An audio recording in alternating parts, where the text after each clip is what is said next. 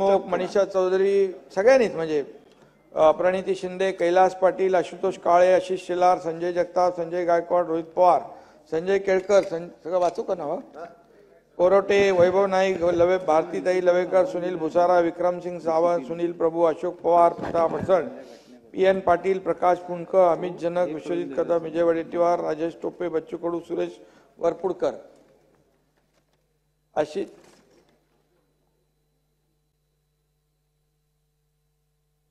आशिष शेलार, श्रीमती वर्षा गायकवाडताई, मंगेश कुडाळकर, संजय केळकर, अमीन पटेल, रईस Shaikh, Zeeshan Siddiqui, Yamini Jadhav, Sunil Tingre, Nitesh Rane, Dilip Lande, Abu Azmi, Mandatai Mhatre, Kalidas Kolambkar, captain सेल्वान आणि इतर सगळ्यांची नावं काही लोकांची राहून गेली असतील, पण सर्वांनी अतिशय विस्तृतपणे 293 वर चर्चा केली आणि यामध्ये अनेक विषय घेतलेत.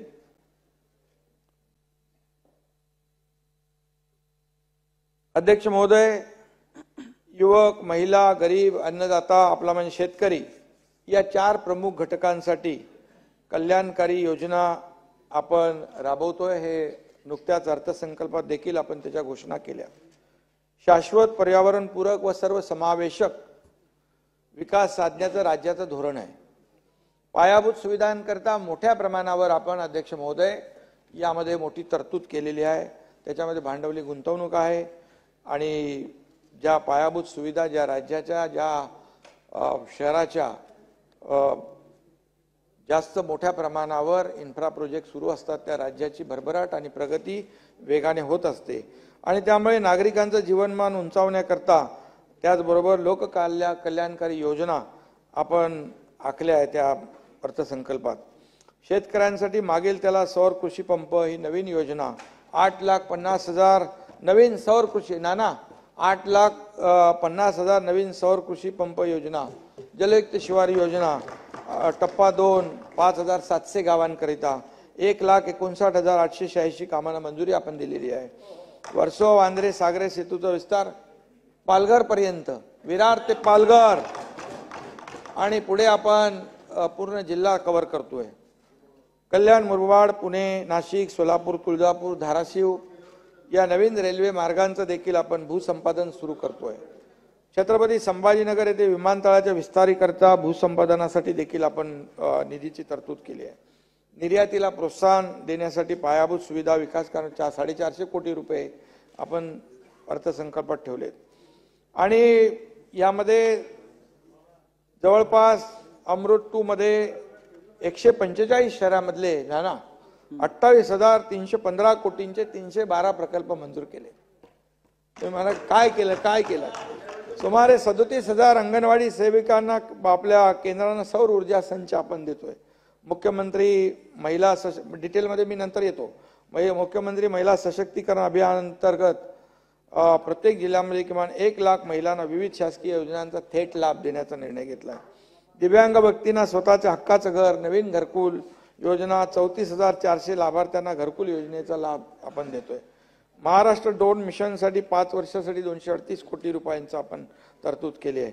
आणि हे सगळी जे आहे यामध्ये आपण अर्थसंकल्पात मी डिटेलमध्ये त्यात जात नाही, परंतु हे सगळं राज्य सरकार म्हणून आपण गेले 1.5 वर्षामध्ये, पावणे 2 वर्षामध्ये खूप मोठ्या प्रमाणावर निर्णय घेतलेत आणि तुम्ही विरोधी पक्षात आहात त्यामुळे तुम्ही कबूल करू शकत नाही, परंतु खरं म्हणजे चांगल्याला चांगलं म्हटलं पाहिजे. जिकडे विरोधाला विरोध, ठीक आहे, जिथे काय चुकत असेल तिथं तुम्ही नक्की हे केलं पाहिजे. पण एकच सांगतो, विरोधी पक्षांनी दाखल केलेल्या 293चा प्रस्ताव जो आहे तो प्रस्ताव मी वाचला. तुम्ही चहा पानावर बहिष्कार टाकला होता तोही प्रस्ताव वाचला. गेल्या वेळेस अंतिम आठवडा प्रस्ताव होता तोही वाचला. आणि यामध्ये नाही, एकच असतं ते स्क्रिप्ट, एकच असते, एकच स्क्रिप्ट, एकच ड्राफ्ट, सगळं एकच. आणि एका स्क्रिप्टवर एकच चित्रपट बनवता येतो ना, त्यामुळे यांचे चित्रपट फ्लॉप होत चाललेले आहेत. त्यामुळे तीच ती स्क्रिप्ट तुमची. आणि म्हणून खरं म्हणजे गेल्या प्रामाणिकपणे नाना तुम्ही कबूल करा की खाजगीमध्ये तुम्ही माझ्याशी बोलता तेव्हा कबूल करता बाबा हे निर्णय घेतले ते निर्णय घेतले, चांगले निर्णय घेतलेले आहेत, जे आहे ते घेतलेत, पैसे दिलेत. आणि त्यामुळे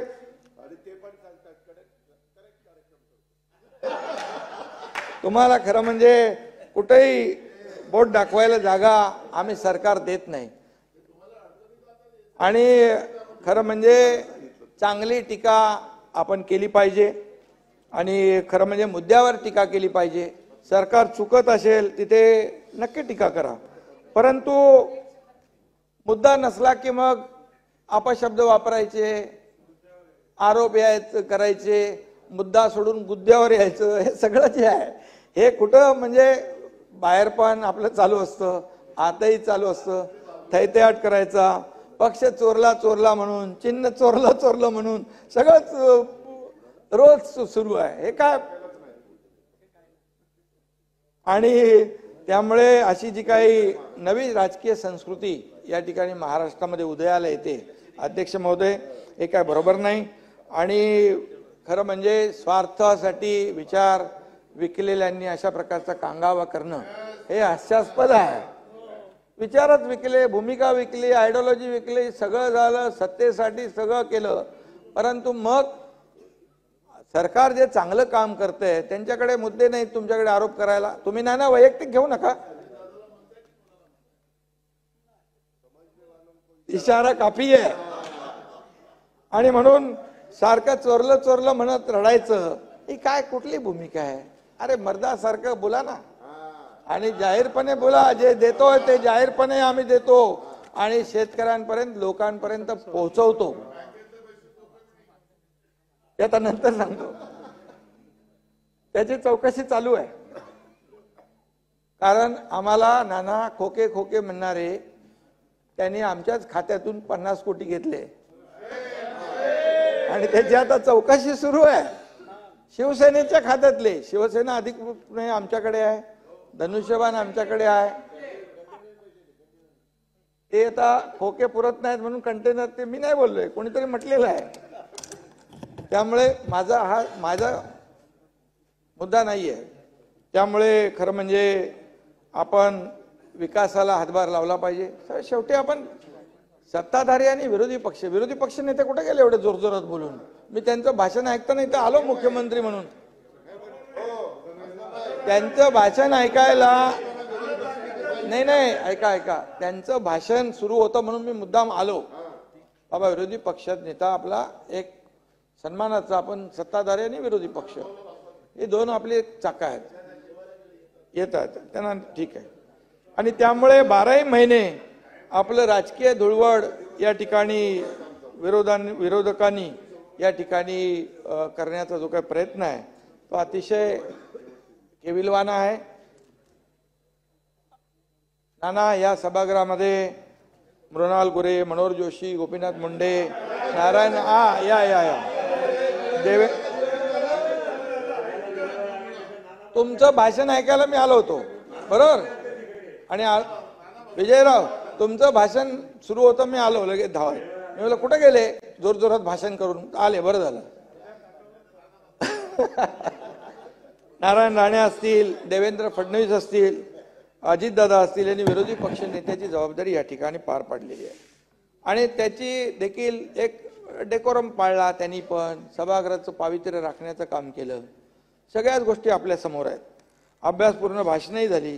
परंतु आज खरं म्हणजे थोडंसं विरोधी पक्ष नेत्यांनी तुमची टीम, म्हणजे तुम्ही वैयक्तिक घेऊ नका, राज्यातल्या जनतेचा भ्रमनिरास केला. खरं म्हणजे काहीतरी इथे सभागृहामध्ये बाबा शेतकऱ्यांच्या बद्दल, राज्यातल्या प्रश्नांच्या बद्दल, अडचणींच्या बद्दल खरं जे असेल ते मांडण्याची आवश्यकता होती.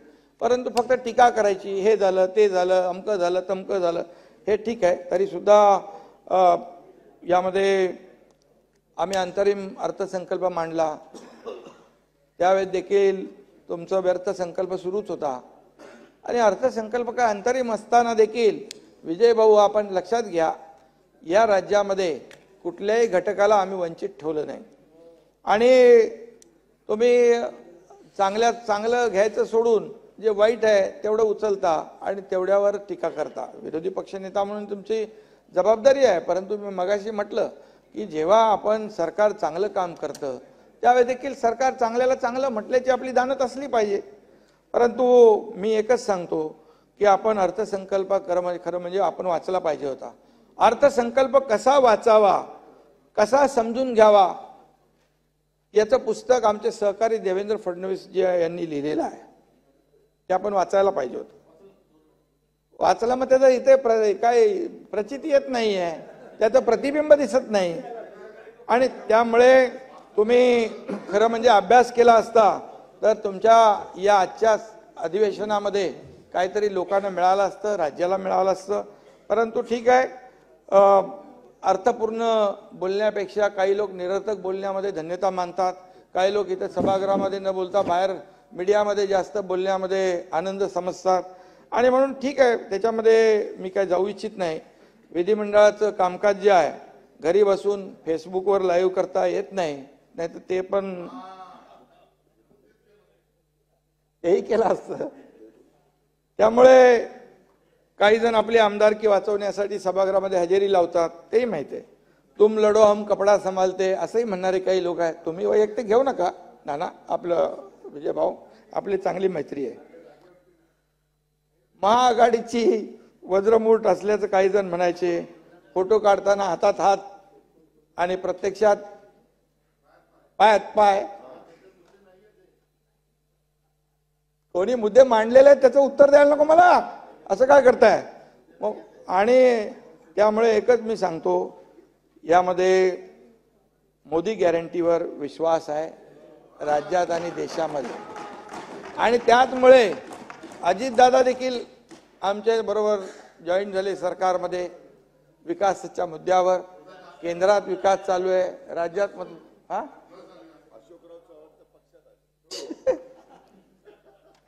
आशिष म्हणतोय आता बस। आणि अशोक राव आले, आणखी काय काय होईल त्याची सगळी चिंता आपल्याला आहे। तुम्हाला सगळं खाली झालं तरी चालेल।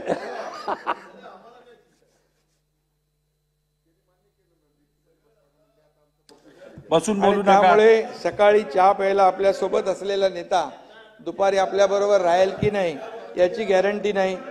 आणि म्हणून आम्ही कुणालाही नाना बोलवत नाही, निमंत्रण देत नाही। परंतु आज मोदीजींच्या कामावर, त्यांच्या गॅरंटीवर, त्यांची जादू जी आहे पूर्ण देशभरामध्ये विकासाची, त्याच्यामुळे लोक येत आहेत। ही वस्तुस्थिती आहे। यवतमाळला बघितलं तुम्ही, माजी अध्यक्षांनी मुळीच खाली बसून बोलू नये। आणि म्हणून आपल्याला विकासाच्या भरधाव गाडीसमोर स्पीड ब्रेकर लावण्याचा प्रयत्न काही लोकांनी केला, परंतु नाना विकासाचा अटल सेतू आम्ही पार केला। समृद्धीच्या महामार्गाने एक्सप्रेसवे वरून बुलेट ट्रेनच्या वेगाने आम्ही राज्याचा विकास केला आणि करतो आहोत। शेतकऱ्यांच्या बद्दल आपण म्हणालात, काय दिलं विरोधकांना? शेतकऱ्यांशी आणि त्यांच्या प्रश्नांशी काही देणं घेणं नाही। फक्त सभागृहामध्ये काय दिलं त्याचा हिशोब तर घ्यायचा होता विजयराव। आणि कुठल्याही परिस्थितीमध्ये खोटं बोलायचं, रेटून बोलायचं असं नाही होत। खरं ते खरं आहे, आकडे तर आमच्याकडे आहेत। आणि म्हणून 2 दिवसापूर्वी कोणीतरी म्हणालं शेतकरी कोमात आहे, अशी भाषा कोणी केली शेतकऱ्यांच्या बद्दल? अशी भाषा काढणं योग्य नाही आहे। शेतकरी आपला मायबाप आहे, अन्नदाता आहे, हे शेतकऱ्यांचा अपमान आहे कोमात गेलं म्हणणं। शेतकरी आज जो काय आहे तो आपला अन्नदाता आहे आणि शेतकऱ्यांना हे सरकार कधी वाऱ्यावर सोडणार नाही। हे शेतकऱ्यांचं सरकार आहे, कष्टकऱ्यांचं सरकार आहे। इथे कितीतरी लोक शेतकऱ्यांच्या कुटुंबात जन्माला आलेत माझ्या सकट। आणि म्हणून मी तुम्हाला एवढंच सांगतो, 2.5 वर्षाच्या सरकारने शेतकऱ्यांच्या मदतीच्या फक्त घोषणा नाही केल्या विजयराव, त्यामध्ये विरोधी पक्षाने काय केलं 2.5 वर्षापूर्वी? शेतकऱ्यांना काय दिलं याचा हिशोब मला माहिती आहे. अजितदादा इकडे आहेत, ते तर वित्तमंत्री होते आणि पाण्यात पुसली, परंतु आम्ही मात्र शेतकऱ्यांचं अश्रू पुसण्याचं काम केलंय. तुम्ही तोंडाला पाण्या पुसली. निर्धारित वेळेमध्ये कर्ज फेडणाऱ्या, रेग्युलर कर्जफेड करणाऱ्या लोकांचा निर्णय घेतला. 50,000 द्यायचा, दिलं तुम्ही. ते 50,000 आता आपण अजितदादा आपण देतोय, आता देतोय प्रोत्साहनपर. त्या अरे ते चालू आले काय, तुम्ही काय दिलं नाही अकाउंट चेक करा. 6.5 लाख शेतकरी कर्जमाफीपासून वंचित होते. त्यांना तुम्ही फक्त पोकळ आश्वासनं दिली, पण त्यांच्या कर्जफेडीची परतफेडीची प्रक्रिया आम्ही सुरू केली. नाना, पोकळ घोषणा तुमच्या आणि भरीव काम आमचं, अशी परिस्थिती सध्या आहे. आणि म्हणून जोर पण नाही तुमच्यामध्ये. काय गेल्या अधिवेशन मागचंही पाहिलं, आताही पाहिलं, विरोधी पक्ष एकदम खरं म्हणजे शेतकरी कोमत नाही, विरोधी पक्ष कोमत गेलाय का काय. आणि आपलं सरकार गेलं या धक्क्यातून अजून तुम्ही सावरलेले दिसत नाही. अरे वस्तुस्थिती तर मान्य करा. इथं मुख्यमंत्री आहे, उपमुख्यमंत्री आहे, सरकार बदललंय, वेगवान निर्णय घेणार सरकार इथं काम करतंय, हे मान्य करायला पाहिजे. वस्तुस्थिती मान्य करायला पाहिजे. ती तुम्ही हजम करत नाही. त्यामुळे शेतकऱ्यांसाठी आम्ही काय केलं याची तुम्हाला कल्पना आहे, परंतु कळतंय पण वळत नाही अशी परिस्थिती आहे. बळीराजाला तुम्हाला एवढंच सांगतो, त्याला त्याची माहिती करून घ्यावी लागते. माती चिखल तुडवत तिथं जावं लागतं. नागपूरचं अधिवेशन होतं, मी देवेंद्रजी आम्ही गेलो. अधिवेशन असताना अवकाळी पडला तिकडे त्या आशिष जयस्वालच्या मतदारसंघात. आम्ही गेलो स्वतः तिथे, स्वतः गेलो, शेतकऱ्यांशी बोललो, त्यांना मदत केली, पैसे दिले. माजी अध्यक्ष सतत बसून बोलतायत, माननीय मुख्यमंत्र्यांच्या भाषणामध्ये अडथळा निर्माण करतात. आपण एकदा त्यांना सांगितलं, आता त्यांना समज द्या आपण. आणि म्हणून खरं म्हणजे मुख्यमंत्र्यांचा रिप्लाय होते. कोणीतरी तुमच्यातल्याच लोकांनी विचार मांडले होते, शेतकऱ्यांना वर्क फ्रॉम होम करता येईल का. आता असे विचार मांडणाऱ्या लोकांकडून काय अपेक्षा करणार, काय अपेक्षा करणार. त्यांना काय प्रश्न समजणार आणि उमजणार आणि कसे त्यांचे प्रश्न सोडवणार हा एक प्रश्न निर्माण झालाय खरं म्हणजे. त्यामुळे आपल्याला मी एकच सांगतो, शेतकरी शेतात राबतो म्हणून आपल्याला आपला हात आणि तोंडाची गाठ होते, हे आपण मान्य केलं पाहिजे. त्याचं उपकार आपण मान्य केले पाहिजे. आणि सरकार म्हणून आज मोठ्या प्रमाणावर शेतकऱ्यांना आपण योजना लागू केलेल्या आहेत. केंद्र सरकारच्या नमो शेतकरी महासन्मान योजनेअंतर्गत 16 हप्त्यांमध्ये 29,520 कोटी रुपये बँकेमध्ये जमा करण्यात आले. केंद्र सरकारच्या योजनेपासून आपल्या सरकारने प्रेरणा घेतली, त्यांना आपण प्रोत्साहन घेतलं. सरकारने नमो शेतकरी महासन्मान योजना चालू केली की नाही. 6,000 रुपये, 6 आणि 6 12,000 रुपये मिळतात की नाही, का ते पण नाही मिळत. पहिल्या हप्त्यापोटी शेतकऱ्यांच्या बँक खात्यावर 1,720 कोटी रुपये आपल्या राज्याचे जमा झाले. परवा दुसऱ्या आणि तिसऱ्या हप्त्यापोटी आपण PM साहेबांच्या हस्ते केलं ना, ते यवतमाळला 3,800 कोटी रुपये त्यांच्या बँकेच्या खात्यात जमा झाले. विजयराव, 88 लाख शेतकऱ्यांना त्याचा लाभ झाला. एकूण 5,520 कोटी रुपये शेतकऱ्यांच्या खात्यावर जमा झाले. तुम्ही तपासून घ्या. एकनाथ शिंदे बोलतो ते बोलतो, खोटं बोलत नाही, दिलेला शब्द पाळतो, हे तुम्ही पाहिलेलं आहे. आणि म्हणून या योजनेअंतर्गत 35,000 कोटी रुपये शेतकऱ्यांच्या बँक खात्यावर केंद्र आणि राज्याचे जमा झालेत. सरकारने म्हणजे पूर्ण 35,000 केंद्र आणि राज्याचे. केंद्र सरकारने 1 रुपया मंजूर केला तर लाभार्थ्यांच्या पर्यंत फक्त 15 पैसे पोचायचे, फक्त 15 पैसे. कोण म्हणताय? स्वर्गीय पंतप्रधान राजीव गांधी साहेबांनी म्हटलेलं आहे.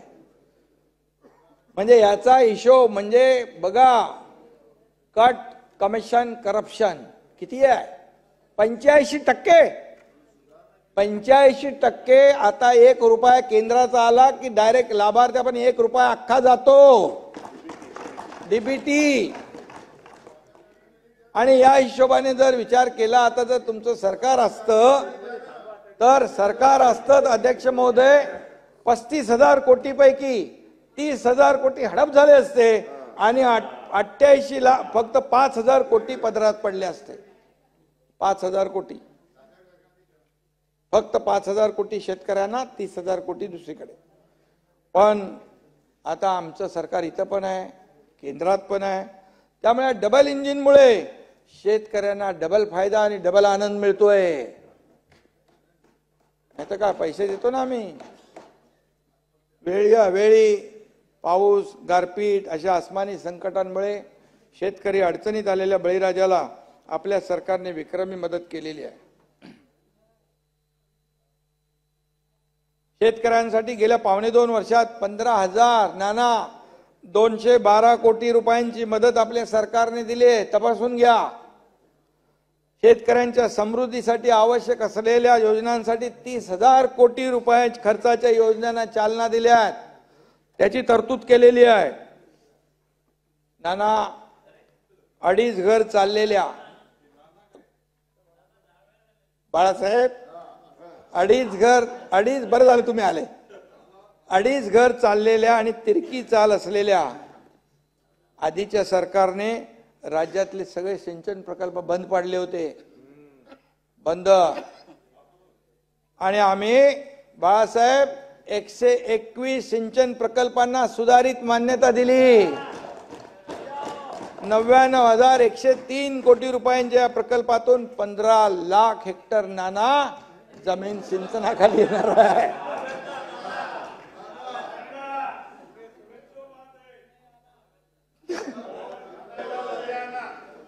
हर बात को नाना नहीं कहना, आना भी कहना. वैनगंगा नळगंगा सर्वेक्षण सुरू असून त्याला जोडून पैनगंगाचं डीपीआर देखील या ठिकाणी सुरू करण्याच्या सूचना आम्ही दिलेल्या आहेत. अध्यक्ष महोदय, वशिष्ठी नदीमधून समुद्रात वाहून जाणारं पाणी 65 टीएमसी कोकणातलं, त्याचा देखील आम्ही विचार केलाय. कॅबिनेटमध्ये त्यावर देखील काल चर्चा केली. कोकणामध्ये असलेला बॅकलॉग भरून काढण्यासाठी आमचे रामदास कदम साहेब मंत्री होते तेव्हापासून ते याच्या बाबतीत मागे लागले होते. आणि त्याच्यामध्ये छोटे मोठे मध्यम बंधारे बांधून या ठिकाणी कोकणाला समृद्ध करण्याचं देखील काम आपण करतोय. मराठवाडा वॉटर ग्रीड महाविकास आघाडीने बंद केलं, बासनात गुंडाळला, तो आम्ही परत खोलला आहे. आणि मराठवाडा वॉटर ग्रीडला देखील आपलं सरकार चालना देत आहे. शेतकऱ्यांना 1 रुपयात पीक विमा देतोय. कुठलं राज्य देतंय सांगा? आणि 2,80,00,000 एकर जमीन त्याच्यामुळे संरक्षित होतीये. शेतकऱ्याची नुकसान झालेल्या 64,41,000 शेतकऱ्यांना 3,049 कोटी रुपयांची नुकसान भरपाई मंजूर झाली. त्यापैकी 55 लाख, बघा सगळे दिले आहे असं म्हणत नाही मी, 55,21,000 शेतकऱ्यांच्या बँक खात्यावर 2,641 कोटी थेट जमा झाले. चेक करून घ्या. धानाला आतापर्यंत जेवढा दिला नव्हता तेवढा बोनस 20,000 रुपये दिला. हेक्टरी 40,000 रुपये प्रत्येक शेतकऱ्याला देण्याची प्रक्रिया सुरू आहे 2 हेक्टर पर्यंत. अरे मग दे ना 20,000 रुपये गुणिले 2, 40,000, 1,600 कोटी रुपये बोनस प्रत्येक शेतकऱ्याला लाभार्थ्याला यामध्ये मिळाला आहे. 40,000. आणि महात्मा ज्योतिराव फुले शेतकरी कर्जमुक्ती योजनेचे 5,190 कोटी रुपयांचे वितरण करण्यात आले. या योजनेचे 99.5% काम पूर्ण झाले. तपासून घ्या. राज्यातील दूध उत्पादक शेतकऱ्यांना दुधासाठी प्रति लिटर 5 रुपये अनुदान. बरं ऐका कानाने, पण ते आपली कालच चर्चा झाली या बाबतीमध्ये आणि त्याच्यातल्या काय अटी शर्ती होत्या त्या सगळ्या आम्ही शिथिल करण्याचा निर्णय घेतलाय. आणि दूध त्याला जो अडचणीत सापडलाय त्याला आम्ही डीबीटी द्वारे पैसे देणार. 1 महिन्याची आपण मुदतवाढ दिली. काल परवापर्यंत झालेला अवकाळी पाऊस, गारपीट, प्राथमिक अंदाजानुसार 9 जिल्ह्यामध्ये अध्यक्ष महोदय एकूण 77,207 हेक्टर क्षेत्र बाधित झालंय. ज्वारी, बाजरी, गहू, हरभरा, संत्रा, लिंबू इत्यादी पिकं बाधित झालेली आहेत. याची जाणीव आम्हाला आहे सरकारला आणि त्याचे पंचनामे सुरू आहेत. त्यांना आपल्या सरकारने केलेल्या सुधारित निकषाप्रमाणे नुकसान भरपाई दिली जाईल. कुणालाही वाऱ्यावर सोडलं जाणार नाही. महाराष्ट्रात काही भागात कमी पाऊस झाला ही वस्तुस्थिती आहे.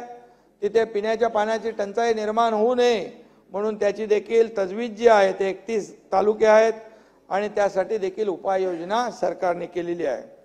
गेल्या वर्षाच्या तुलनेत यंदाचा पाणीसाठा अध्यक्ष महोदय कमी आहे. या पाणी टंचाईवर मात करण्यासाठी कृती आराखडा तयार करून त्याची अंमलबजावणी करण्यात येत आहे. म्हणजे त्या शेतकऱ्यांना, तिथल्या भागातल्या लोकांना पाण्याच्या टंचाईला सामोरं जावं लागू नये. मुंबईकरांना देखील पाणी कपात होणार ही चर्चा सुरू होती, परंतु त्यामध्ये तुर्तास मुंबईकरांना कुठली पाणी कपात केली जाणार नाही अशा प्रकारचा निर्णय आपण घेतलेला आहे. राज्यातल्या अध्यक्ष महोदय महिला भगिनींच्या सक्षमीकरणासाठी हे सरकार कटिबद्ध आहे.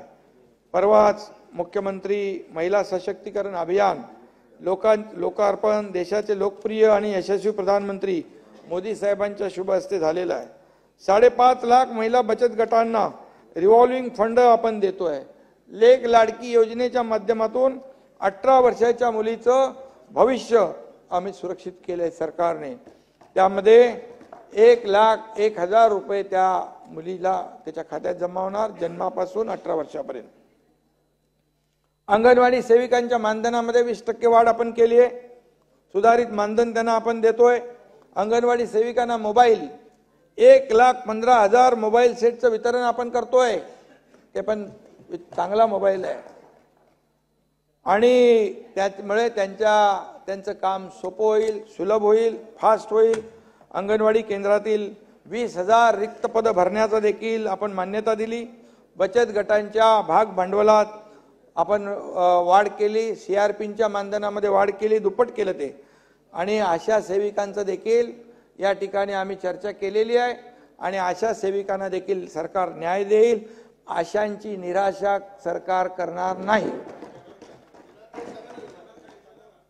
चालू आहे ना म्हणजे देणार.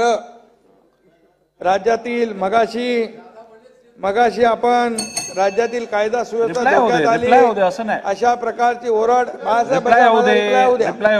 विरोधक करत आहेत.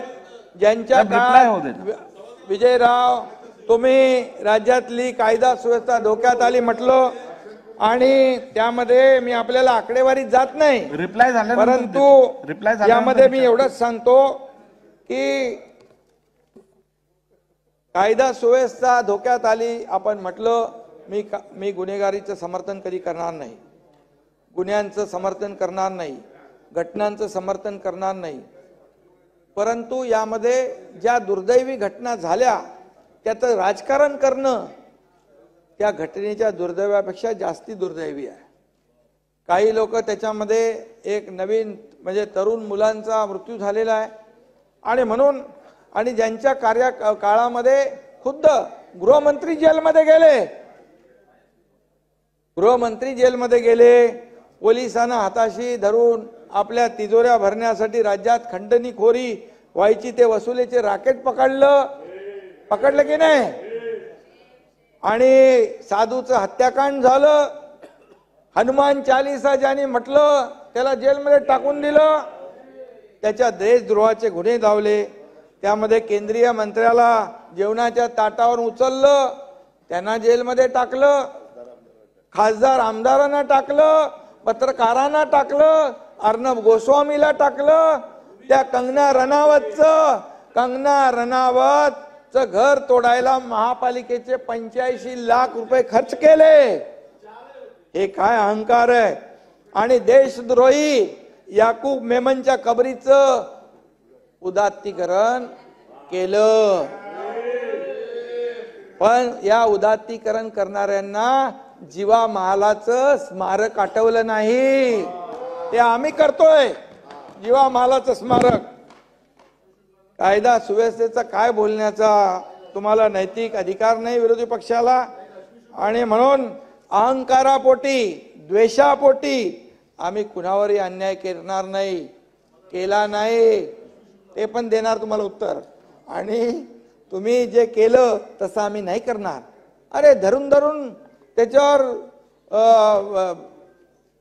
गुन्हे दाखल केले, जेलमध्ये घातलं, हे सगळं केलं ना. आणि म्हणून आता तुम्हाला सांगतो की कुठलाही कुणावरही आकसापोटी सूड भावनेपोटी कधी आम्ही अन्याय करणार नाही. परंतु जो कायदा मोडेल त्याला पण आम्ही सोडणार नाही. आणि चुकीची कारवाई आमचं सरकार करणार नाही. ड्रगचं बघताय आपण, ड्रग पेडलर पुण्यामध्ये, पुण्याच्या पोलिसांनी अभिनंदन केलं, 25 लाखाचं सरकारने बक्षीस दिलं. मुंबई पोलिसांनी ड्रग पकडलं, पुण्याच्या पोलिसांनी पकडलं. कधी पकडलं होतं अगोदर? गृहमंत्री जर जेलमध्ये जातात तर त्यांच्या लोकांकडून काय अपेक्षा करणार? आणि काय तुम्ही आम्हाला सांगता कायदा सुव्यवस्था विजयराव?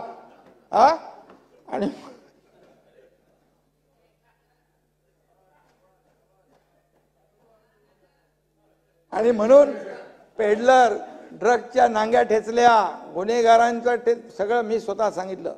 या शाळेच्या आजूबाजूला जिथे कुठे टपऱ्या असतील, हॉटेल असतील, त्याच्यामध्ये ड्रग विकत असतील, मुलांचं जीवन बर्बाद करत असतील तर डायरेक्ट बुलडोझरने तोडून टाका. जवळपास 1200 बांधकामं तोडून टाकली नाना. आणि म्हणून यामध्ये काय कोणाला थैत्याट कुणाचा होतोय? नाईट लाईफ वाल्यांचा. आपलं नाही आहे नाईट लाईफ, मी सांगतो. आणि म्हणून कायदा सुव्यवस्था राज्यातली आता कुठे गेले ते आव्हाड? इथे आव्हाड म्हणत होते काय संस्कार, कसे संस्कार तुमचे? अरे जितेंद्र आव्हाड, तुम्हाला काय बोलायचा अधिकार? तुमच्या घरात त्या करमुसेला नेऊन बदड बदड पट्ट्याने मारलं, त्याचे काळे निळे पाठ झाली, सगळं झालं, त्याला किडनॅप करून नेलं. आणि तुम्ही कसले तुमचे संस्कार? हे संस्कार मंत्री असताना? आणि तुम्ही संस्काराची भाषा बोलताय?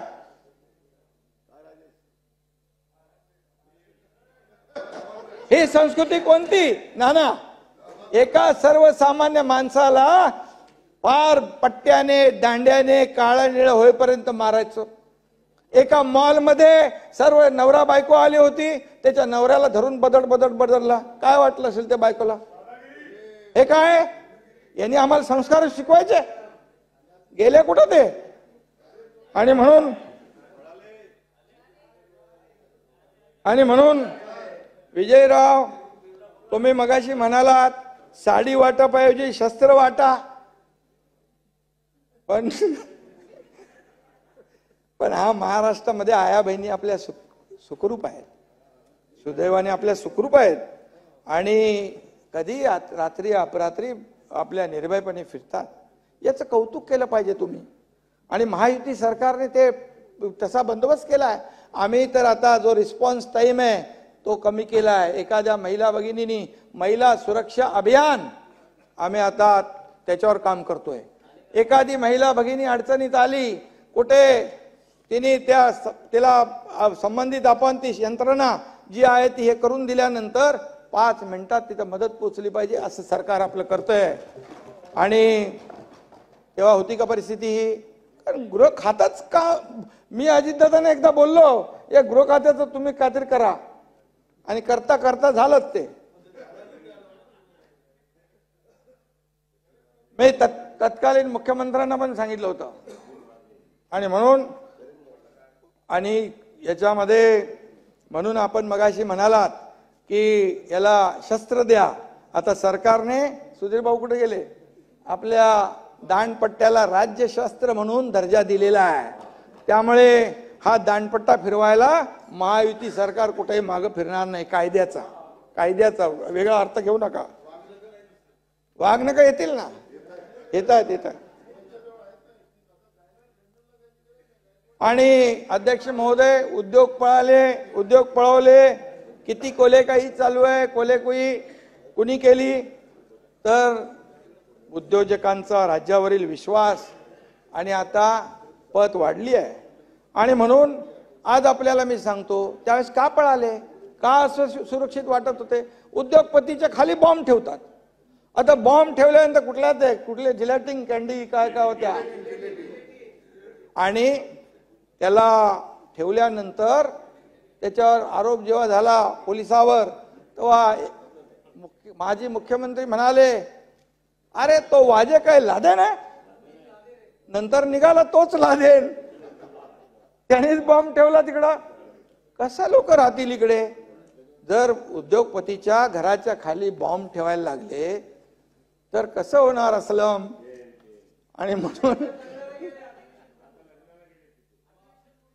आणि म्हणून उद्योजकांना असुरक्षित वाटत होतं. आता तुम्हाला मी सांगतो, ही ओळख आम्ही बदलली आहे. आता हे राज्य इंडस्ट्री फ्रेंडली आहे. या राज्यात उद्योजक येऊ लागलेत. मागच्या वेळेस दावोसला गेलो, 1,37,000चं MOU साईन झाले आणि 80% विजय भाऊ एक्झिक्युशन झालं, म्हणजे अंमलबजावणी. आता यावेळेस 3,73,000 कोटीचे MOU साईन झाले. इथं आल्यानंतर 2,00,000 कोटीचे आणखी झाले. ग्रीन हायड्रोजनला आम्ही प्रमोट केलंय. ग्रीन हायड्रोजनला प्रमोट करणारं पहिलं राज्य देशातलं आहे आपलं हे. आणि म्हणून यामध्ये 3.5-4 लाख लोकांना रोजगार मिळणार आहे. विश्वास असायला पाहिजे. आपल्याकडे खूप पोटेन्शियल आहे, इन्फ्रास्ट्रक्चर मोठं आहे, कनेक्टिव्हिटी आहे, स्किल मॅनपॉवर आहे, सगळं आहे. मग हे सगळं असलं तरी सुद्धा जे काय वातावरण आहे, हे वातावरण चांगलं असलं पाहिजे. आणि म्हणून उद्योगधंद्यामध्ये आता महाराष्ट्र पुढं आहे. कारण आपल्याला विजयराव माहित आहे, सूर्यागड प्रकल्प चालू होत नव्हता. मी पालकमंत्री होतो, सगळे निगेटिव्ह होते. मी सांगितलं सूर्यागड प्रकल्प चालू झाला पाहिजे, गडचिरोलीमध्ये उद्योग आले पाहिजे. तुम्ही जर करत नसाल तर मी स्वतः जाऊन तिथं उभं राहून चालू करतो. तेव्हा सूर्यागड सुरू झाला. आज 10,000 लोक काम करतायत की नाही? 10,000 लोक काम करतायत. आणि म्हणून त्या ठिकाणी आज लोकांची रांग लागली आहे सूर्यागडमध्ये स्टील प्लांट खोलण्यासाठी. आणि म्हणून आज आपण जे काही तिथे सुरू केलं, हे सुरू केलं, त्याचा फायदा आता होतोय. तिथल्या महिलांना काम मिळतंय, तरुणांना काम मिळतंय, अनेक उद्योग तिथे येत आहेत.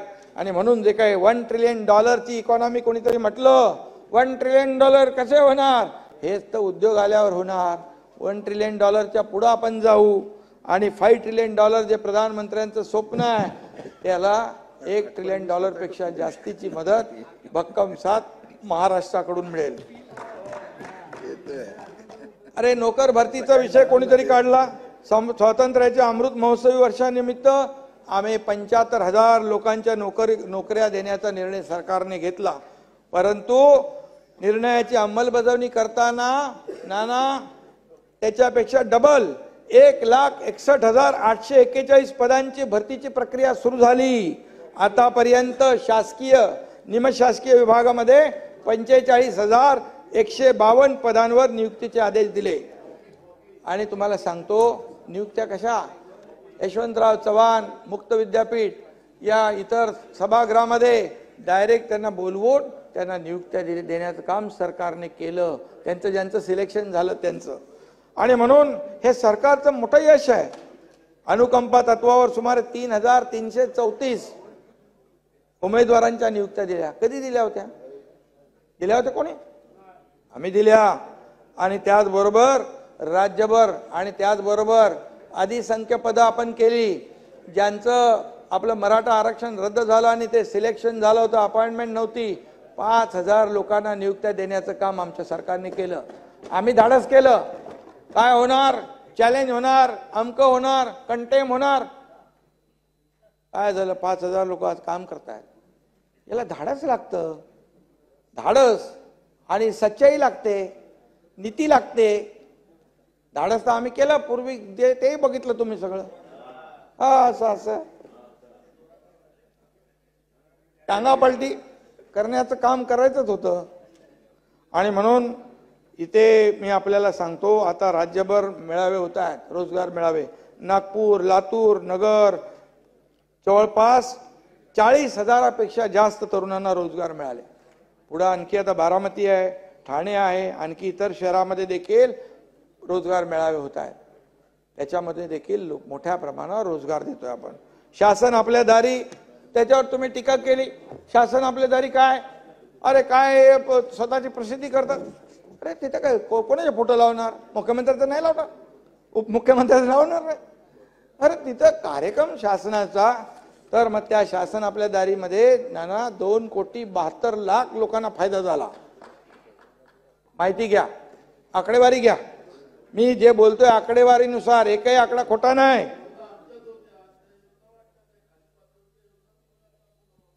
तुम्हाला कोणी थांबवलं होतं? बघा, त्यावेळेस योजना होत्या, निर्णय होते, सगळं होतं, पण ज्या कटकटी होत्या, चक्रा मारणं होतं, परेशान लोक होते, योजनेचं नाद सोडून देत होते. आम्ही त्यांना थेट जाऊन डायरेक्ट त्यांच्या घराजवळ नोकऱ्या दिल्या, अनुदान दिलं, ट्रॅक्टर दिले, पॉवर टिलर दिलं, ड्रोन दिलं, सगळं दिलं. नाना हे मान्य करा. गेल्या 1.5-2 वर्षामध्ये महाराष्ट्र सगळीकडे नंबर 1 आहे. बाळासाहेब, महाराष्ट्र नंबर 1 आहे. कालच DPIIT ने, केंद्र सरकारचा अहवाल आहे, 1,00,000 कोटीपेक्षा अधिक FDI महाराष्ट्रात आलाय. देशात महाराष्ट्र नंबर 1 आहे.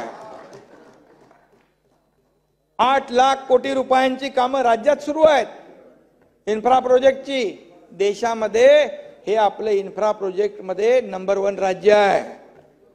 त्याचबरोबर इन्कम टॅक्स, GST आणि GSDP मध्ये पण आपला महाराष्ट्र नंबर 1 आहे. निर्यातीमध्ये, स्टार्टअप मध्येही आपला महाराष्ट्र नंबर 1 आहे. आणि देशातील सर्वाधिक लांबीचा, अध्यक्ष महोदय, सागरी सेतू आपण उभारला, तिथेही महाराष्ट्र नंबर 1 आहे. त्याच्यानंतर जाताना तुम्ही लोक 15 मिनिटात पार, पहिले 2 घंटे लागायचे. मुंबई पुणे, बाळासाहेब पुढे गेले, सर नाही झालं.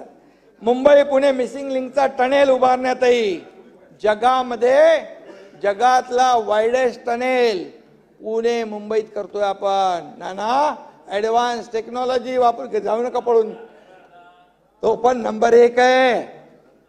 आणि त्याचबरोबर आपला महाराष्ट्र स्वच्छतेत देखील देशात नंबर 1 आला आता परवा. कारण किती सांगू, मी मोजत राहीन, सांगत राहीन, तुम्ही थकून जाल, पण माझं हे संपणार नाही. मी स्वतः मुंबईमध्ये नाना दर आठवड्याला डीप क्लीन ड्राईव्ह ही मोहीम आम्ही सुरू केली. काय नवीन काय नाही, एक सगळ्याकडचे 4-5 ठिकाणचे कर्मचारी आणायचे, मशिनरी मोबिलाइज करायची आणि पूर्ण साफ करायचं. अगदी रस्ता, फुटपाथ, गटर, नाले, पब्लिक टॉयलेट, माती काढून टाकायची, डेब्रिज काढून टाकायचं आणि पाण्याने रस्ते धुवायचे. कधी बघितले होते? बोले काय रे, मुख्यमंत्र्याला काम नाही का, रस्ते धुतोय? अरे पब्लिक आलं, पब्लिक चळवळ झाली, NGO आले, लहान मुलं आले, हजारो लोक आले. आता त्याच्यामुळे काय झालं, प्रदूषण कमी झालं, पण राजकीय प्रदूषण वाढलंय. राजकीय प्रदूषण निवडणुकीमध्ये कमी होऊन जाईल, साफ होईल.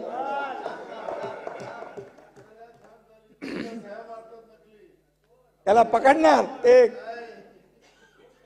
ते बघा, कोणीतरी निघेल, तो जसा निघालाय ना इकडे आता मध्ये,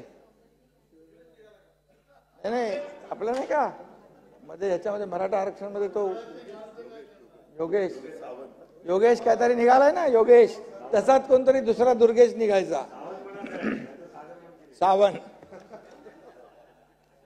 याच्यामुळे नाना आता मुंबईत फिरताना तुम्ही धूळ कमी झालेली दिसेल, समुद्र किनारे स्वच्छ झालेले दिसतील, प्रदूषण कमी होतंय, सगळं वस्तुस्थिती आहे ना. मग मला काय प्रॉब्लेम आहे? माझं काही इगो नाही, माझा काय प्रोटोकॉल मी सगळं बाजूला ठेवतो. मी सगळ्यांना भेटतो, मी सर्वसामान्य माणसाप्रमाणे जातो. मी स्वतःला कधीही सीएम म्हणजे चीफ मिनिस्टर समजत नाही, मी सीएम म्हणजे कॉमन मॅन समजतो.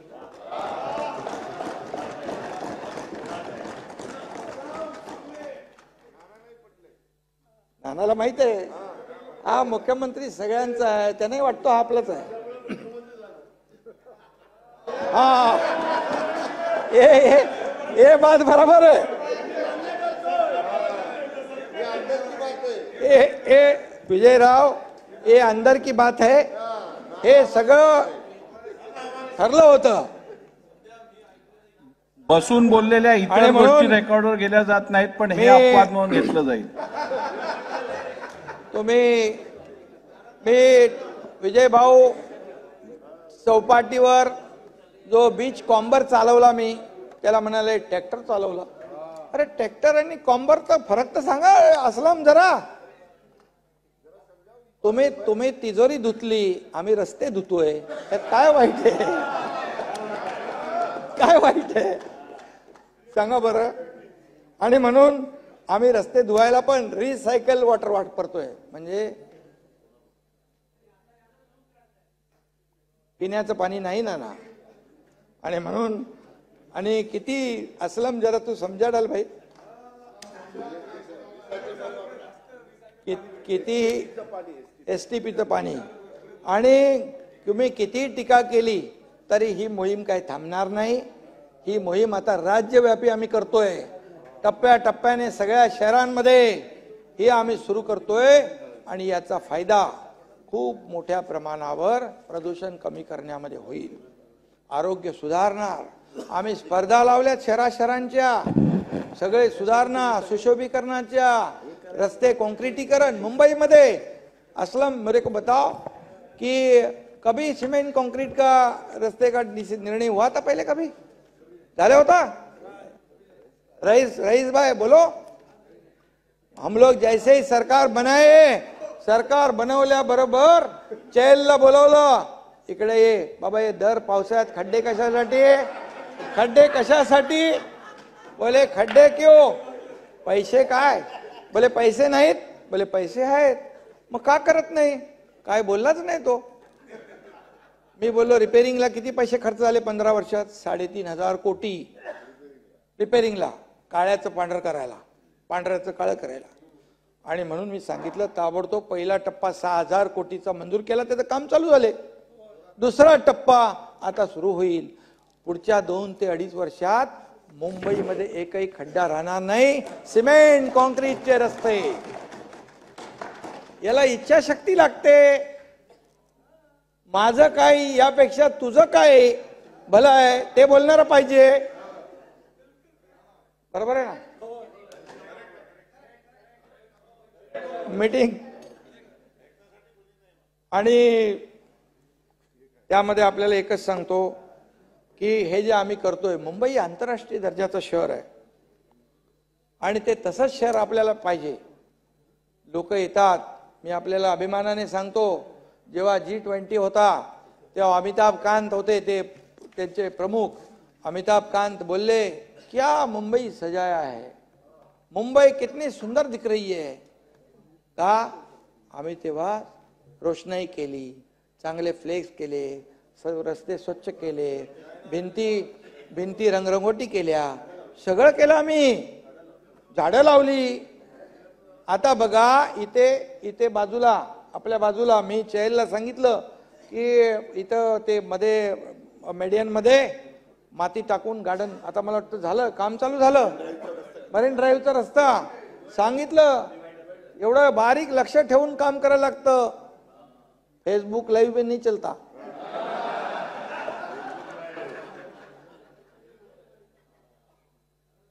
हिंदुहृदय सम्राट बाळासाहेब ठाकरे समृद्धी महामार्गाचा लोकार्पण केलं आदरणीय मोदी साहेबांच्या शुभ हस्ते. बघा, देवेंद्रजी मुख्यमंत्री असताना त्याचं भूमिपूजन झालं आणि मी आणि देवेंद्रजी सोबत, आम्ही दोघंही असताना मोदी साहेबांनी त्याचं लोकार्पण केलं. 1 मेला ठरलं लवकर, घाई गडबडीत करायला, पण निसर्ग आणि ते पण लागतो ना सोबत.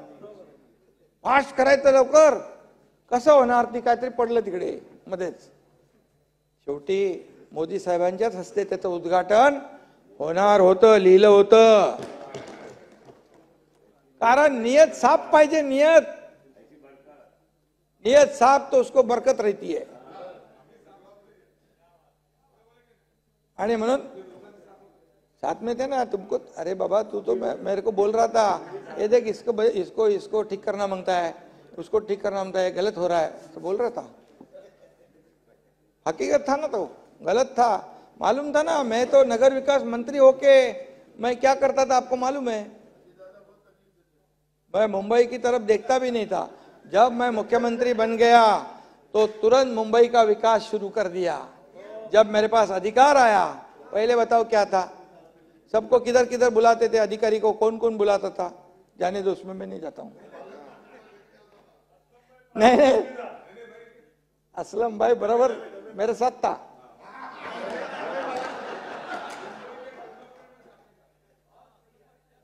आणि समृद्धी आता शेवटचा टप्पा आपण पूर्ण करतोय आणि समृद्धीचं पण पुढे वाढ करतोय. गडचिरोली, भंडारा, गोंदियापर्यंत आणि नागपूर ते गोवा शक्तीपीठ पण आपण करतोय, जालना, नांदेड पण करतोय, हे सगळं करतोय आपण. आणि त्यामध्ये आता महाराष्ट्रामध्ये ॲक्सेस कंट्रोल, जसं मुंबई पुणे झाला, समृद्धी झाला, तसे ॲक्सेस कंट्रोल मुंबई गोवा आपण ॲक्सेस कंट्रोल कर रहा है. Greenfield road Mumbai Goa DPR का काम सुरू आहे. आणि म्हणून चांदा ते बांदा कुणालाही कुठूनही जायचं असेल काही वांदा राहणार नाही. ॲक्सेस कंट्रोल रोडने तो 5 ते 6 तासामध्ये पोहोचेल. विजयराव, आता 20 आणि 25 तास जमाना गेला. अटल सेतू बघितलं, 2 तासाचं अंतर 15 मिनिटात माणसं पार करतायत. एक गेम चेंजर प्रोजेक्ट, पूरा गेम चेंजर आहे. इकॉनॉमी बूस्ट होणार, तिथे एअरपोर्ट होतोय. आणि मुंबईमध्ये देखील आपण काम करतोय. हाँ, वाटर टैक्सी का शुरू किया, उसका टिकट कम कर दिया है. जो नहीं पड़ता था उसको बोले टिकट कम करो. वाटर ट्रान्सपोर्टवर पण देखील काम आपण करतोय. कारण आपण पोर्ट पॉलिसी आपल्या सरकारने अतिशय एकदम फ्लेक्झिबल केली आहे, सुटसुटीत केली आहे, सवलती त्याच्यामध्ये दिलेल्या आहेत. त्यामुळे 720 किलोमीटरचा आपल्याला कोस्ट लाईन आहे, समुद्र किनारा आहे. त्यामुळे त्याचाही लाभ आपण घेणार लोकांसाठी, पर्यटनाला चालना देण्यासाठी. मुंबईमध्ये नहीं ठाणा, हाँ वो भी करेंगे ना. अभी तुम आप वो भिवंडी भी करना है अपने को. मुंबईत आपने बोला बरोबर, मेट्रो का मैं लिया ना निर्णय. मुंबईमध्ये दर 5 वर्षाने आशिषजी मालमत्ता करामध्ये रिव्हिजन करायचे. दर 5 वर्षाने मालमत्ता कर वाढायचा, पण आपण यावर्षी ते रद्द केलेलं आहे. आणि त्यामुळे मालमत्ता करात अध्यक्ष महोदय 736 कोटी रुपयांची सवलत मुंबईकरांना मिळणार आहे. गेले 25 वर्ष रखडलेला एसटीपीचा, मगाशी चर्चा आली, एसटीपीचा प्रकल्प का रखडला होता माहिती आहे आपल्याला, पण त्याला मार्गी लावला. मुंबई महापालिकामध्ये औषध, मी एकदा केमला गेलो होतो, बोले मेरे पास दवाई के लिए पैसे नहीं, माझ्याकडे दव्याला पैसे नाही. मी लगेच तिथेच ऑर्डर केली, इथून पुढे कुणालाही दव्या आणायला चिठ्ठी देता कामा नये. 0 प्रिस्क्रिप्शन आपण सुरू केला. एकही पैशाचं औषध बाहेरून आणता कामा नये, लागू नये, म्हणून आम्ही ते केलं. याचबरोबर रेसकोर्स मुंबई आणि लंडन आणि न्यूयॉर्कच्या धर्तीवर रेसकोर्सची 120 एकर जागा आपण मोठ्या प्रमाणावर तिथे, नाना काय पळाले, इथं जागे सेंट्रल पार्क करतोय ना आपण. सेंट्रल पार्क आणि 200 एकर जागा कोस्टल हायवेची, असं मिळून 320 एकर वर मोठा मुंबई सेंट्रल पार्क आपण करतोय. कोणी म्हणाले की इथं बांधकाम होणार, हॉटेल होणार, काही होणार नाही. रेसकोर्स पण राहणार, घोडे पण धावणार आणि विकासाचे घोडे पण धावणार. आणि ते नको. घोड्याची रेस लावणार म्हणा. आणि त्यामुळे मुंबईकरांना स्वच्छ हवा मिळणार. हे फुफ्फुस आहे मुंबईकरांचं, हे लंग्स आहेत, ऑक्सिजन पार्क आहेत. आणि त्यामुळे आम्ही ते करतो. मनोरंजनासाठी कुठं जागा आहे लोकांना? कुठे जातोय कोण? एका धकाधकीच्या जीवनामध्ये किधर आहे? कुठे छोटे छोटे गार्डन, ते आम्ही चांगले करू. परंतु हे मोठं आवाज भव्य गार्डन सेंट्रल पार्कच्या रूपाने या ठिकाणी आम्ही लोकांना देणार. आणि कुठल्याही परिस्थितीमध्ये तिथे सर्वसामान्य माणसाला आनंद घेता येईल, मुंबईकरांना, हाच उद्देश आम्ही ठेवलेला आहे. पूर्वी काही लोकांनी थीम पार्कच्या घोषणा केल्या, माहित आहे असलमला. पण घोषणा करणाऱ्यांना जॅकपॉट लागला, त्यामुळे तो गुंडाळून टाकला. पण आम्ही परत वापस खोलला. आणि कारण आमची नियत साफ आहे, आम्हाला मुंबईकरांना द्यायचं आहे. आणि म्हणून यामध्ये मोठ्या प्रमाणावर हा सेंट्रल पार्क लोकांच्या फायद्याचा होईल. आमच्यासाठी मुंबई सोन्याचं अंड देणारी कोंबडी आम्ही मानत नाही. मुंबई इथं येणाऱ्या प्रत्येकाचं पोट भरते. मुंबईमध्ये देशातून विदेशातून लोक येतात. मुंबई आंतरराष्ट्रीय शहर आहे. मुंबई आर्थिक राजधानी आहे, फायनान्शियल हब आहे. आणि म्हणून मुंबईचा विकास हाच अजेंडा आहे आमचा. आणि म्हणून दिवसभर जे काही आम्ही सगळेजण कामाचा जो धडाका लावलाय, मुंबईच्या विकासाबरोबर राज्याचा सर्वांगीण विकास झाला पाहिजे, यासाठी आम्ही काम करतोय. एसटी बस स्थानक जी आहेत, स्वतः मी विजिट केली. बोले एसटी बस स्थानक पण एकदम चांगले, त्याचा मेकओव्हर झाला पाहिजे. मी एसटी डेपो मध्ये स्वतः गेलो. जे ड्रायव्हर आणि कंडक्टर गाड्या चालवतात, मेहनत करतात, ते कसे राहतात ते बघायला गेलो. त्याचे ताबडतोब मी सांगितलं, जे काय माझ्या, आता मी बोलत नाही इकडे. आणि या सगळ्या एसटी डेपोचे सगळं मेकओव्हर होणार. आणि आपल्या प्रवाशांना देखील चांगल्या सोयी सुविधा मिळतील. आणि आपले ड्रायव्हर, कंडक्टर, कर्मचारी यांना देखील चांगल्या सेवा मिळतील.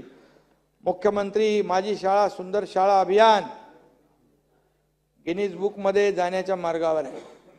कुठे गेले केसरकर? या केसरकर गिनीज बुकच्याच मागे लागलेले आहेत. आणि त्याचबरोबर या सरकारच्या या गतीमुळे विरोधकांची विजयराव मती गुंग झालेली आहे, असं मला जरा वाटतंय. त्यामुळे जरा भानावर या. त्याचबरोबर सर्वसामान्य रिक्षा टॅक्सी चालकांसाठी स्वतंत्र महामंडळ करण्याचा आम्ही निर्णय घेतला होता, त्याची अंमलबजावणी आम्ही तात्काळ करतोय. मुंबईमध्ये काही पुनर्विकासाचे प्रकल्प रखडलेत, काही डेव्हलपरने ते डेव्हलप करण्यासाठी घेतले. डेव्हलपर गेले निघून, त्यांना भाडाही नाही, त्यांना घरही नाही, त्यांची अवस्था घरकाना घाटका झाली आहे. काही लोक गेले मुंबईच्या बाहेर, कोण बांद्रा तिकडे वांगणीपर्यंत गेले. आणि म्हणून यामध्ये भाडं देत नाहीत. अशा जवळपास 221 विकासकांवर कारवाई करून त्यांच्याकडून 350 कोटी रुपये भाड्यापोटी त्या लोकांना मिळवून देण्याचं काम आमच्या सरकारने केलेलं आहे. बिल्डर हायकोर्टात गेले, कोर्टात देखील बाजू आपली सरकारची मांडली आणि त्यामध्ये देखील त्यांना न्याय दिला. आता मुंबईच्या विकासाचं महत्वात योगदान देणाऱ्या गिरणी कामगारांना देखील विजयराव हक्काची घरं देण्याचा निर्णय आम्ही घेतलाय. सुनील राणे कुठे? तिथे आहे. विजयरावांना पूर्ण आणि आमचे पुढे सदा सरवणकर, हे सगळे लोक त्याच्या मागे आहेत. आणि म्हणून 15,000 घराचं वाटप आपण जवळपास केलंय. 90,000 घरं आपल्याला पाहिजेत. आणि विविध ठिकाणी ही 90,000 घरं विजयराव आतापर्यंत गिरणी कामगारांना एकही घर दिलं नाही, पण आमच्या सरकारने देण्याचा निर्णय घेतलाय, तो पूर्ण करणार, हाही शब्द आमचा आहे. आजपर्यंत त्यांची आकडेवारी नव्हती, आज आकडेवारी आपली पूर्णपणे त्यांच्या. आणि म्हणून यामध्ये काही लोक धारावीच्या विकासावर बोलले. धारावीच्या बद्दल काही लोकांनी वेगळी प्रेम या ठिकाणी दाखवण्याचा प्रयत्न केला. कारण धारावी काय परिस्थितीमध्ये लोक राहत आहेत त्यांचं बघा, त्यांची परिस्थिती काय. स्वतःचं हक्काचं घर अधिकृतपणे त्यांना मिळणार आहे, याची पोटदुखी का असावी. तिथंच देणार जे पात्र आहेत त्यांना तिथंच देणार घरं, आणि जे अपात्र आहेत त्यांना सर्वांना घरं देण्याचा निर्णय सरकारने घेतलाय. ही अतिशय पहिला हा प्रकल्प आहे असा की सगळ्यांना घरं. आणि त्यामुळे आपण चांगल्या घरात राहतो, आपण एकाच मोठा दुसरा बंगला करतो, अरे त्यांना एक घर तर मिळू द्या. खऱ्या अर्थाने आज त्यांची काय परिस्थिती आहे, काय परिस्थितीमध्ये राहत आहेत याचा विचार आपण करण्याची आवश्यकता आहे. आणि म्हणून धारावीकरांना बिलकुल आम्ही मदत करणार. आणि धारावीकरांसाठी गेले 25 वर्ष कुणी काय केलं याचं आत्मचिंतन केलं पाहिजे, आत्मपरीक्षण केलं पाहिजे. आम्ही काय केलं, आम्ही करायला चाललोय. आज या ठिकाणी त्यांच्यासाठी पॉझिटिव्ह आपण निर्णय घेतोय. आणि म्हणून आम्हाला त्यांना हक्काच्या घरामध्ये, चांगल्या घरामध्ये, क्वालिटीच्या घरामध्ये जातील तेव्हा या सरकारला समाधान होईल. तोच आमचा उद्देश आहे, तोच आमचा अजेंडा आहे. बाकी आमचा अजेंडा काही नाही. आणि म्हणून यामध्ये ज्या जुन्या इमारती आहेत, आता परवा उपमुख्यमंत्री महोदयांनी बैठक घेतली तिथे अनेक सोसायटीचे लोक होते, अभ्युदय नगर आणि इतरही लोक. म्हणून ज्या जुने जे प्रकल्प आहेत हे रखडलेले आहेत, त्यामध्ये आम्ही म्हाडा, सिडको, MMRDA, BMC, महाप्रीत हे सगळे जे काय स्ट्रॉंग ज्या एजन्सीज आहेत त्यांच्या माध्यमातून हे सर्व प्रकल्प रखडलेले आहेत त्याचा पुनर्विकास करणार. आणि मुंबईच्या बाहेर मुंबईकर फेकलाय त्या मुंबईकरांना पुन्हा मुंबईमध्ये आम्ही आणणार, हे आमचं स्वप्न आहे. छत्रपती शिवाजी महाराजांचा वारसा या राज्याला लाभलेला आहे. आणि म्हणून या गडकोट किल्ल्यांचं संवर्धन करणं, जतन करणं यासाठी पहिल्या टप्प्यात राज्यातील 32 विजयराव शिवकालीन गड किल्ल्यांचं संवर्धन करण्याचा आम्ही निर्णय घेतला आहे. जुन्नर येथे छत्रपती शिवाजी महाराजांच्या जीवनावर आधारित शिवनेरी संग्रहालय होत आहे. प्रतापगडाच्या पायथ्याशी मगाशी मी सांगितलं जीवा महालाचं स्मारक आपण करतोय. मगाशी मी बोललो ते कोण याकूब मेमन ची कबरीचं उदात्तीकरण करायला सुचलं, पण जीवा महालाचं स्मारक करायला सुचलं नाही, ते आम्ही करतोय. आणि म्हणून आज या ठिकाणी त्याचबरोबर छत्रपती संभाजी महाराज तुळापूर येथे बलिदान स्थळ आहे आणि शिरूरच्या वडू इथं समाधी स्थळाचं उद्या आपण तिकडे जातो वाटतं ना दादा, आणि तिथे देखील 270 कोटीचा आराखडा तयार केला आहे आणि त्याचं देखील काम लवकर सुरू होईल. 12 ज्योतिर्लिंगापैकी एक औंढा नागनाथ अध्यक्ष महोदय, 3.5 शक्तिपीठापैकी एक माहूरगड आणि कारल्याच्या एकविरा देवी तीर्थक्षेत्र विकास प्राधिकरण स्थापन करण्याचा देखील आपण निर्णय घेतला आहे. मग अशी कोणी म्हटलं इंदू मिल तिथं बाबासाहेबांचं स्मारक आणि शिवाजी महाराजांच्या स्मारकाबद्दल देखील उल्लेख झाला आहे. आंतरराष्ट्रीय दर्जाचं स्मारक आपण करतोय, ते जवळपास पूर्णत्वास आलंय. आता पुतळ्याचं काम सुरू आहे आणि त्यामध्ये शिवाजी महाराजांच्या स्मारकाचा विषय सुप्रीम कोर्टातून हायकोर्टाकडे वर्ग केला आहे. याबाबत देखील सरकार अतिशय संवेदनशील आहे. आणि म्हणून पुण्यश्लोक अहिल्यादेवी होळकर मंदिर बारवांचे जतन संवर्धन करण्याचा निर्णय देखील आपल्या सरकारने घेतलेला आहे. धाराशिव जिल्ह्यात संत गोरोबा काका महाराज यांच्या स्मारकासाठी शासकीय जमीन व निधी दिला आहे. 12 बलुतेदार समाजाच्या सर्वांगीण विकासासाठी देखील संत गाडगे बाबा महाराज आपण आर्थिक मागास विकास महामंडळ देखील आपण केलं. परशुराम आर्थिक विकास महामंडळाला तत्वता मान्यता दिली. आणि म्हणून त्याचबरोबर चर्मकार समाज जो आहे गोवंडी येथे मुंबई महापालिकेमार्फत चर्मोद्योग प्रशिक्षण केंद्राची उभारणी करण्याचा देखील आपण निर्णय घेतला आहे. मातंग समाजासाठी अण्णाभाऊ साठे संशोधन व प्रशिक्षण संस्था आरटीची देखील आपण स्थापना केलेली आहे. विजयराव श्रीनगर आणि अयोध्येला जाऊन आले नाही ना, श्रीनगर आणि अयोध्येमध्ये आपण महाराष्ट्र भवन उभारण्याचा देखील निर्णय घेतलेला आहे. हजारो लाखो भक्त जातात.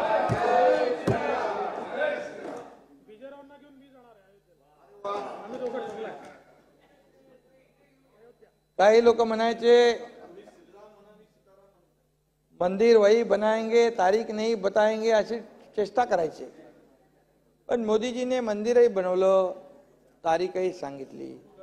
उद्घाटनही केलं, देशात जल्लोष झाला आणि फक्त देशातच नाही, मोदीजींची जादू जगात चालते. त्यांनी अबुधाबीला पण मंदिराचं उद्घाटन जाऊन केले.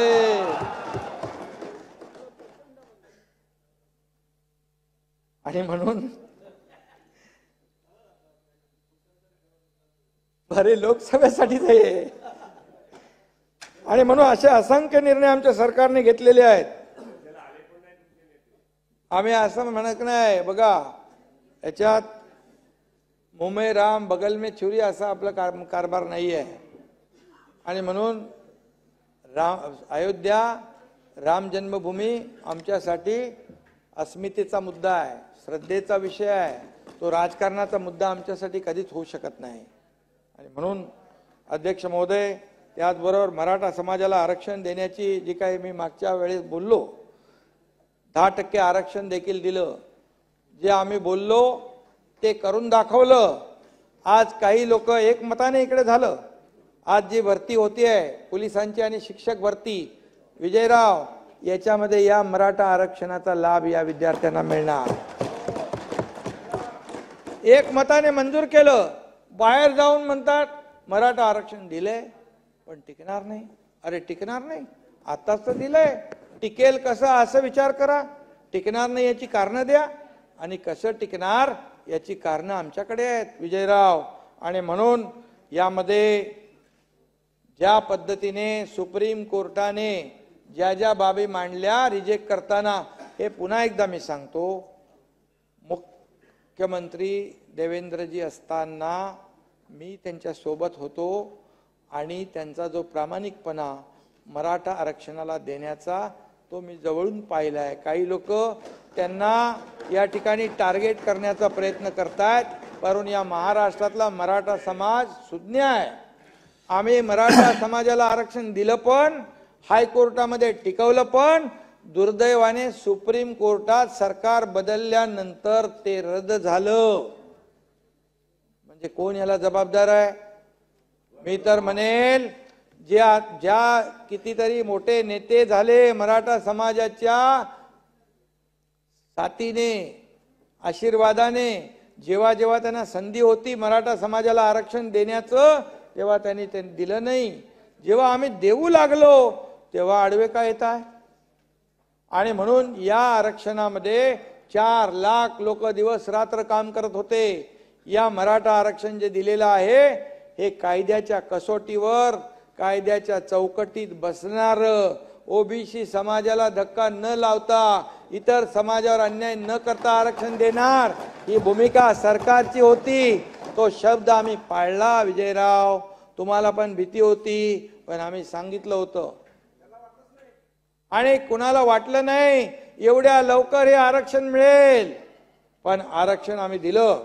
आणि बिलकुल यामध्ये जे आरक्षण दिलेलं आहे हे सॅम्पल सर्वे नाही, एक्सटेन्सिव्ह डिटेलमध्ये सर्वे केला आहे. मराठा समाज सोशली एज्युकेशनली कसा मागास आहे हे सिद्ध करण्याचं त्याच्यामध्ये निरीक्षणामध्ये होतं. ते आम्ही मागासवर्ग आयोगाच्या माध्यमातून सिद्ध केलं. मागासवर्ग आयोगाचे अध्यक्ष, त्यांचे सर्व कमिटीचे सदस्य यांचं धन्यवाद जेवढे द्यावे तेवढे थोडे आहेत, कारण एक चॅलेंजिंग काम होतं.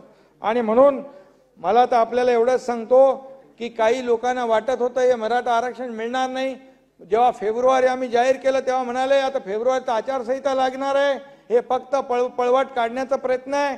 परंतु हे सरकार पळवाट काढण्याचं काम करणार नाही, ही वाट शोधणारं सरकार आहे आणि देणारं सरकार आहे.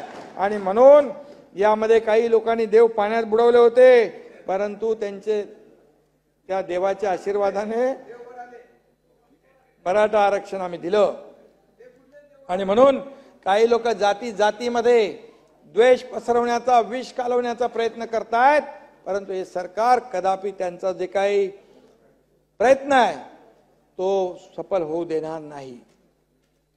सर्व समाजाला सोबत घेऊन काम करणारं हे सरकार आहे. आणि म्हणून आम्ही जे काही काम करतोय या गतीमुळे सगळेजण सैरभैर झालेत.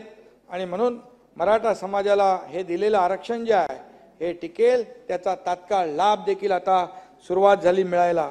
आणि म्हणून तुमचा हा नेहमी दुटप्पीपणा आपण पाहतो आणि दुटप्पी बघितल्यानंतर असं वाटतं आप अंदर से कुछ और बाहर से कुछ और नजर आते हैं, लेकिन आगे का नहीं बोलता हूं मैं,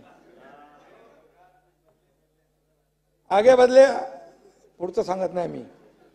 आणि कसं आहे, राम राम म्हणायचं, राम राम जपना पराया माल अपना. आणि मगाशी म्हटलं तसं मुंह में राम बगल में छुरी असं आम्ही करत नाही. जिथे राम कुठं असतो, जिथं सत्य आहे, जिथं नीती आहे, जिथं काम आहे, तिथे राम असतो.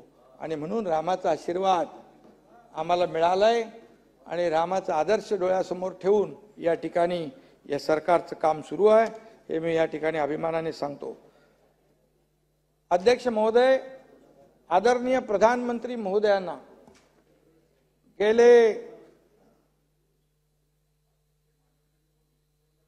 गेल्या 10 वर्षात हे काय चंद्रपूर येथे काय महाकाली मातेच्या मंदिराचं कोणी दिलंय, प्राधिकरण करायचं आहे.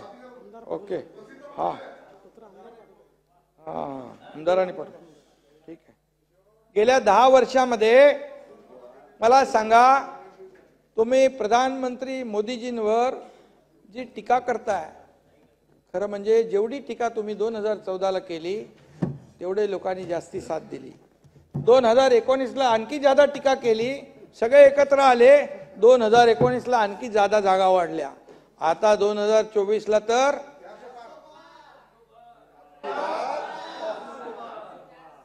अरे ज्यांनी 400 पार तर होईलच आणि महाराष्ट्रात पण 45 पार होईल, शोधत राहा. असा प्रधानमंत्री विजयराव, तुम्ही जरा थोडं मनापासून विचार करा. एक दिवस ही प्रधानमंत्री मोदयांनी सुट्टी घेतली का? पूर्ण जीवन त्यांनी देशासाठी समर्पित केलंय. जी वस्तुस्थिती आहे, जेव्हा आम्ही सांगतो तेव्हा तुमच्यातले लोक आमच्यावर टीका करतात. टीकेची आम्हाला पर्वा नाही, पण ज्या पद्धतीने देशाचा जो विकास केलेला आहे, आज जगभरामध्ये आज भारताचं नाव अभिमानाने का घेतात, सन्मानाने का घेतात, दावोस मध्ये एवढे करार का होतात? कारण हे डबल इंजिन सरकार, एका विचाराचं सरकार, इथं मोदीजींची गॅरंटी आहे. जे आहे ते कबूल जाहीरपणे सांगायला काय त्याच्यामध्ये. बाळासाहेबांनी आम्हाला सांगितलंय, जे खरं आहे ते खरं, जे खरं आहे त्याचे तोंड भरून कौतुक केलंच पाहिजे.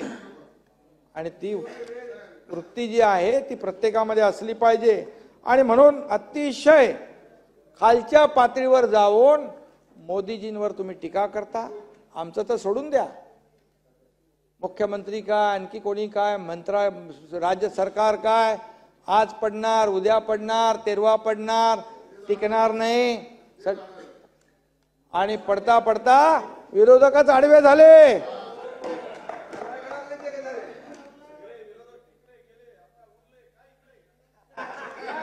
आता उरले ते पण या इकडे. आणि म्हणून विजयराव, मी एवढं सांगतो, आपल्याला जगामध्ये आता कुठला तरी सर्वे आला ना मोदीजींच्या बाबतीमध्ये, जगामध्ये सगळ्यात नंबर 1 लोकप्रिय नेता नरेंद्र मोदीजी. अरे आपल्या प्रधानमंत्रीला नंबर 1 मिळतो, याचा अभिमान आपल्या देशवासियांना पाहिजे, सगळ्या तुम्हाला पण पाहिजे. आणि म्हणून मी एवढंच सांगतो की डबल इंजिन सरकारची डबल गॅरंटी आहे. आणि म्हणून यामध्ये केंद्र आणि राज्य असं डबल इंजिनचं सरकार असलं की विकासाची गाडी वंदे भारत वेगाने पळत असते. वंदे भारत मध्ये पण काही लोक बसले मोदीजींवर टीका करू. आणि म्हणून आता संपलं, शेवट आहे. 50 वर्षात देश बुडवणारा पक्ष कुठला? मी बोलत नाही. आणि बुडालेल्या द्वारकेचं दर्शन घेताना देश हिताची प्रार्थना करणारे मोदी साहेब कुठं? 370 रद्द, अयोध्येत राम मंदिर, आणखी काय काय होते, आगे आगे देखो होता है क्या क्या. आणि म्हणून येत्या 50-60 वर्षात जे झालं नाही ते 10 वर्षामध्ये करण्याचा विक्रम मोदी साहेबांनी केलेला आहे. विकासाची एक घोडदौड वेगाने सुरू आहे. आणि म्हणूनच मी तुम्हाला 2.5 वर्षात काय होऊ शकतं, तुम्हाला 2.5 वर्षात जे जमलं नाही विजय भाऊ, ते आम्ही 1.5-2 वर्षात करून दाखवलंय. आणि हाच आम्ही विकासाचा अजेंडा लोकांसमोर घेऊन जाणार आहोत आणि लोकांना सांगणार आहोत की बघा, देशामध्ये केंद्रामध्ये मोदीजींनी काय केलं आणि राज्यामध्ये आपल्या राज्य सरकारने केलेलं काम हे बघा. आणि यापूर्वी 2014 पूर्वी आपण काय वाचायचो? प्रत्येक पेपरला घोटाळा, करप्शन, सगळे किती 2G 3G 4G सगळं. तिकडे करप्शन फर्स्ट होतं, इकडे नेशन फर्स्ट आहे.